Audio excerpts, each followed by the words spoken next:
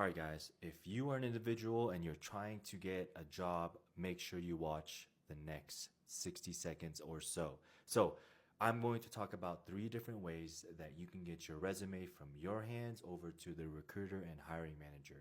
These are three methods that I have used myself, so I know it works because I've done them. So, number one, which I think would be king, is getting a referral. Yes, I understand it's easier said than done. It's very tough, but you need to be able to get a referral to the company. That way, it bypasses the ATS and it has a higher chance of getting to the recruiter, talent acquisition, and/or the hiring manager. But I know what you're thinking. How about if you don't know anybody? You are new to a space, you are transitioning from the military, you just don't know anyone. Number two is you need to network. You need to grow your network. It's all about who you know. So if you don't have a LinkedIn and you're not active on LinkedIn, you're wrong. LinkedIn is an awesome tool, an amazing tool, and a great way to network so you can meet people. That way you can start working those connections and those friendships into these roles.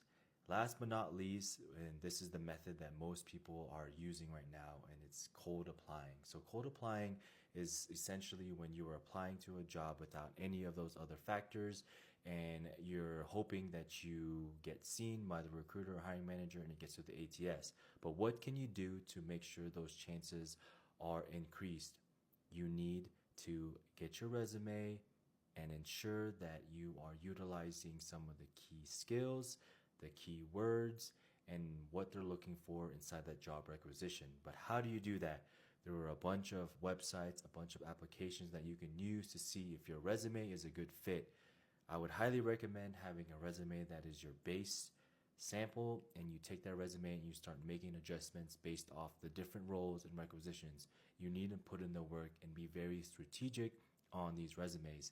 Do not cast a wide net into the ocean because it's going to be difficult for you to catch what you need. You need to be very strategic and align that resume to the role. Make sure if you guys like this or you want more tips and tricks, comments, like, and go ahead and hit that follow button.